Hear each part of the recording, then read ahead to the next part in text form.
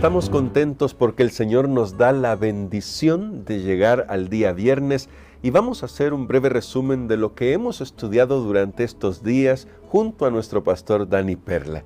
En este resumen vamos a destacar algunas lecciones que es importante que no olvidemos, porque lo que hemos estudiado durante esta semana va a ser significativo si lo llevamos a la práctica y si reconocemos la necesidad que nosotros tenemos de que nuestro Señor Jesucristo se entronice en nuestro corazón como quien es Él, nuestro Salvador, nuestro Rey, nuestro Señor. Quiero invitarles a hacer una oración para que me acompañen en este estudio que vamos a hacer o en esta reflexión que haremos este día. Bondadoso Padre, alabo tu nombre por tus misericordias. Te agradezco porque al mostrarnos el relato del Evangelio, tú nos instruyes para que aprendamos a mantenernos tomados de tu mano, para que rindamos nuestros corazones a ti. Querido Señor, hoy imploramos que por favor tú bendigas la vida de cada uno de los que estás sintonizando este estudio, para que sientan tu presencia y sepan que tú quieres fortalecer sus vidas y ayudarles en sus necesidades. Todo lo pedimos en Jesús. Amén. Esta semana nos encontramos con algunas historias que tienen que ver con los últimos momentos de Jesús antes de su arresto y crucifixión. Y me gustaba mucho cómo comenzaba nuestro estudio de la semana, porque nos hacía ver que Dios recibe a los que dan poco y a los que dan mucho, porque Dios recibe el corazón del donante, es decir, a la persona que da. ¿Por qué digo esto de esta manera?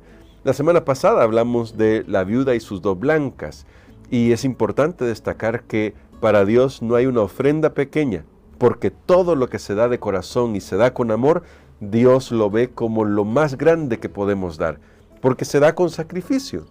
Pero eso no quiere decir que solo debemos dar ofrendas pequeñas o que solo aquellos que tienen poco para dar son los que son bendecidos. En el caso de esta semana introducimos una historia, o se nos introdujo a una historia que nos va a revelar en esa misma historia al traidor y los motivos del traidor, en contraste con los motivos de la mujer que llevó un frasco de alabastro para ungir a nuestro Señor Jesucristo. Y este frasco era muy costoso. También fue dado con sacrificio, fue dado con amor, y el Señor llamó a esta una hermosa obra hecha en su favor. Y es importante destacar esto porque Dios ve las intenciones del corazón. No se trata de la cantidad, pero si tenemos mucho para dar y lo damos de corazón como lo hizo la mujer que ungió a nuestro Señor Jesucristo, Dios también va a bendecir nuestra vida como bendijo la vida de esta mujer. Pero aquí lo que resulta también curioso es que hay un contraste con Judas. Aunque el texto no nos da algunos detalles, el pastor Dani Perla durante esta semana nos ayudó a verlo a través de los otros evangelios. Cuando digo que el texto no nos da algunos detalles, me refiero al texto de Marcos, porque hay que recordar que Marcos fue muy sucinto al escribir, fue breve en varias descripciones, pero resulta el contraste muy evidente. Mientras que esta mujer se desprende completamente de lo que tenía, un frasco de alabastro de más de 300 denarios, casi un año de salario. Por otro lado tenemos a un Judas que se aferra a la ilusión de una promesa, la promesa de que le van a dar dinero por Jesús. Claro, en los demás evangelios sabemos que le dan 30 monedas de oro o de plata, 30 monedas de plata. Le dan 30 piezas de plata, nada más, a Judas. Y es un precio miserable, como decía nuestro pastor en la semana, pero que destaca porque lo que se ve en el caso de Judas era su ambición, su amor al dinero, un amor al dinero que sobrepasó su amor por Jesús. Ahora, también debemos tomar nota de lo siguiente: tanto Judas como los que criticaron a la mujer lo hicieron parapetándose detrás del velo de la religiosidad y del altruismo.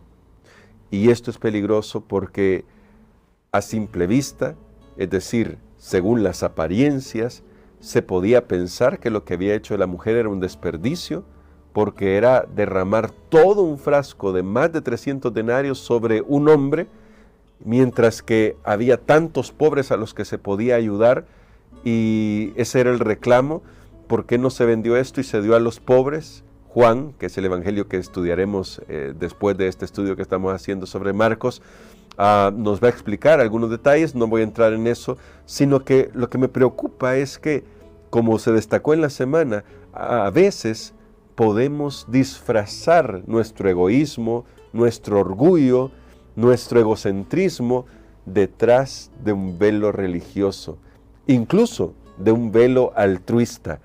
Pretendemos que por ayudar a los demás, pretendemos que por servir a los demás, deberíamos hacer ciertas cosas o se deberían hacer ciertas cosas, y entonces, bajo ese manto, todos pueden decir, es que miren el hermano, qué consagrado, qué santo, cómo piensa en los demás, cómo piensa en los pobres, cómo piensa en la obra, cuando en realidad tal vez solo estoy pensando en mí. ¿Qué fue lo que le pasó a Judas? Este contraste nos va a llevar al hecho de que ahora nos vamos a encontrar con Jesús que se entrega por completo, porque al establecer el nuevo rito conmemorativo, la última cena, lo que llamamos el rito de comunión o Santa Cena, Jesús está dando una lección objetiva de lo que cuesta nuestra salvación. Es Jesús el que se entrega por completo. Y comparado con eso, no hay nada, mis hermanos, mis hermanas, no hay nada que nosotros podamos dar que se acerque siquiera a simbolizar realmente lo que costó nuestra salvación. Sin embargo, lo que entregamos al Señor cuando se entrega con el corazón, Dios lo acepta porque sabe que se entrega con amor, se está entregando la vida en eso. Así que el rito de comunión que hace esa transición entre la Pascua que simbolizaba la liberación de Egipto hacia la liberación del pecado y que encuentra su realidad en Jesús, esa liberación de Egipto finalmente era un símbolo de lo que Jesús haría por nosotros al liberarnos. Es un rito especial que siempre nos debería recordar que Jesús lo dio todo por ti y por mí. Se entregó por nosotros para redimirnos. Ahora, encontramos a Jesús luego de la última cena en Getsemaní. Y nuestro pastor nos explicaba justamente que esto significaba prensa de los olivos.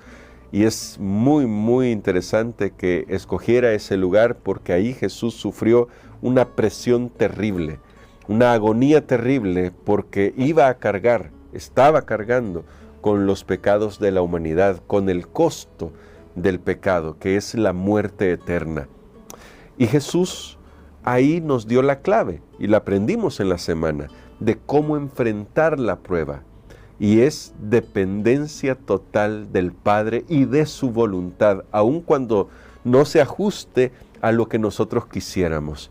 Y por contraste, vimos la actitud de los discípulos que nos representan a todos nosotros, que estaban durmiendo en la hora que debían estar preparándose. Porque, como decía bien nuestro pastor Dani Perla, y me gustó mucho esa expresión, la preparación no es glamurosa, no es algo que la gente ve, pero es lo que hace la diferencia.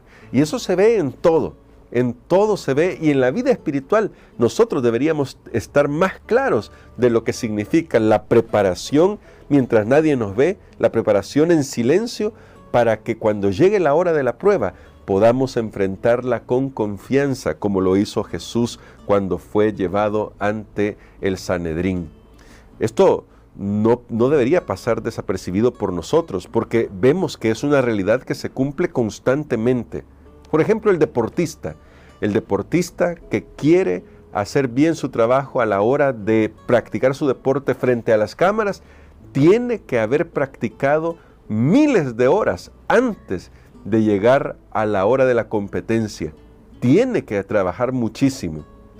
Recuerdo algunos mensajes, algunas entrevistas que se han hecho a algunas personas sobre diferentes deportistas, y en este momento recuerdo a un basquetbolista al que admiraba mucho, no al que considero el mejor de todos los tiempos, que es Michael Jordan, sino a uno que también admiraba mucho, que es Kobe Bryant, quien descansa, y él se cuenta de él que cuando la gente lo buscaba en tiempo de temporada, a la hora que fuera, básicamente, estaba en el gimnasio practicando tiros, practicando movimientos, porque todo lo que practicaba se iba a materializar a la hora del partido, a la hora de que llegara a la cancha a jugar. Bueno, nosotros también tenemos que practicar mucho. Y el momento de practicar es cuando estamos a solas con Jesús, entregándole nuestro corazón, dándole nuestro ser, compartiéndole nuestras cargas, diciéndole qué es lo que nos apena, para que Él pueda fortalecernos. Ahora, yo quiero destacar rápidamente solo una cosa más en este resumen. No haber estado preparado, es decir, no haber dedicado el tiempo a la preparación previa, hizo que lamentablemente Pedro experimentara una de sus horas más bajas en su vida espiritual. Pero para comentar este episodio de la vida de Pedro, me gustaría leer lo que dice el deseado de todas las gentes y que está citado en nuestra lección. Mientras los juramentos envilecedores estaban todavía en los labios de Pedro y el agudo canto del gallo repercutía en sus oídos, el Salvador se desvió de sus ceñudos jueces y miró de lleno a su pobre discípulo. Al mismo tiempo, los ojos de Pedro fueron atraídos hacia su maestro. En aquel amable semblante leyó profunda compasión y pesar, pero no había ira. Al ver ese rostro pálido y doliente, esos labios temblorosos, esa mirada de compasión y perdón, su corazón fue atravesado como por una flecha. Su conciencia se despertó. Los recuerdos acudieron a su memoria y Pedro rememoró la promesa que había hecho unas pocas horas antes, de que iría con su Señor a la cárcel y a la muerte. Recordó su pesar cuando el Salvador le dijo en el aposento alto que negaría a su Señor 3 veces en esa misma noche. Pedro acababa de declarar que no conocía a Jesús, pero ahora comprendía, con amargo pesar, cuán bien su Señor lo conocía a él y cuán exactamente había discernido su corazón, cuya falsedad desconocía él mismo. Y quería destacar esta cita, mis hermanos, mis hermanas, por una razón. Ninguno de nosotros conoce la falsedad de su propio corazón. No sabemos cuán lejos, cuán bajo podemos llegar. Ni siquiera lo imaginamos.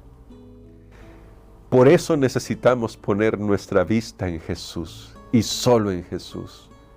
Por eso no podemos confiar en nuestras fuerzas y creer que en nosotros mismos habrá algo que nos permita hacer frente a la prueba. Por eso necesitamos aprender a prepararnos para la prueba a solas con Jesús, tomándonos de su mano, para que Él pueda transformar nuestros caracteres y corazones. Algunos se olvidan que el pecado es más complejo de lo que nosotros imaginamos. A veces piensan que tiene que ver con su voluntad, con las decisiones que toman. Estamos manchados más allá de lo que nosotros imaginamos. No reconocerlo es parte del problema del pecado que hay en nosotros.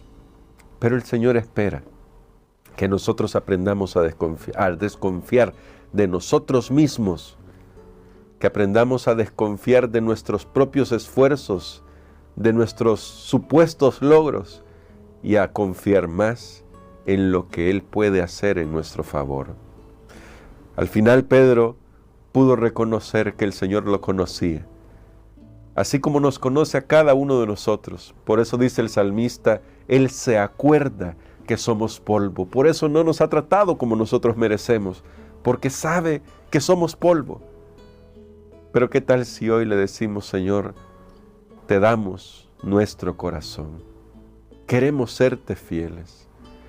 Mientras que Jesús declaró ante el Sanedrín de manera diáfana que era el Cristo y que vendría como el Cristo en un futuro para dar el pago a cada uno según lo que hubiera hecho, Pedro estaba negando a su Señor. ¿Cuántas veces hemos negado a nuestro Señor con nuestras vidas? Y sin embargo, esas negaciones solo demuestran que Jesús realmente es más de lo que nosotros imaginamos, porque Jesús nos conoce, sabe de nuestras flaquezas, como sabía las de Pedro. Y ahora todo lo que nos queda es tomar una decisión. ¿Le rendiremos nuestro corazón a Él, como lo hizo Pedro, que pudo reconocer que si se alejaba, estaba completamente perdido, así que lo único que le quedaba era rendirse, así fracasado como estaba, rendirse de una vez por todas al Señor? Esto preparó el camino para su restauración, aunque eso llegará más adelante, ¿no? Pero quería destacarlo, mis hermanos, mis hermanas, porque nunca creas que Jesús te verá con el ceño fruncido mientras tú estés tratando de buscarle de todo corazón.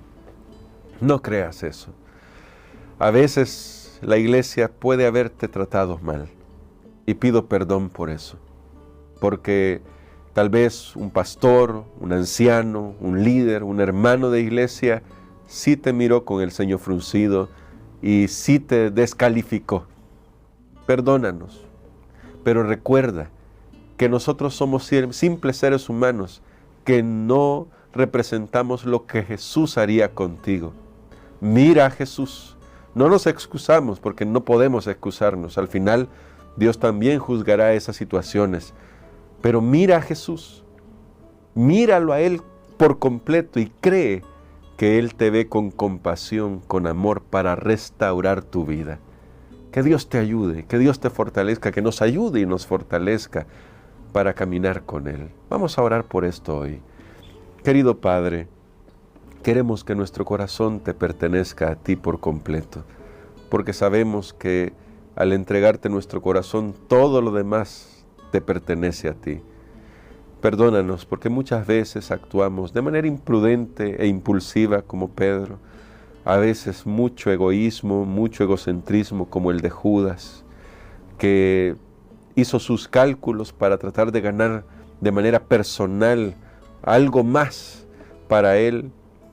Perdónanos porque muchas veces también nos ocultamos tras el manto de la religiosidad y ayúdanos a buscarte de corazón, a darte nuestra vida, a reconocerte como nuestro Señor, como nuestro Salvador.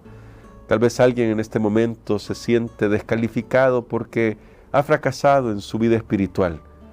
Míralo con amor, cobíjalo con tu Espíritu Santo, abrázalo, oh Dios, o abrázala, y que en este momento sienta tu presencia que restaura, que da nuevas fuerzas, que da nueva vida. Por favor, salva a quien en este momento siente que ya no tiene más que dar en esta vida. Sálvale para que pueda reconocerte a ti y pueda en ti encontrar seguridad. Todo lo pedimos en el nombre de Jesús. Amén.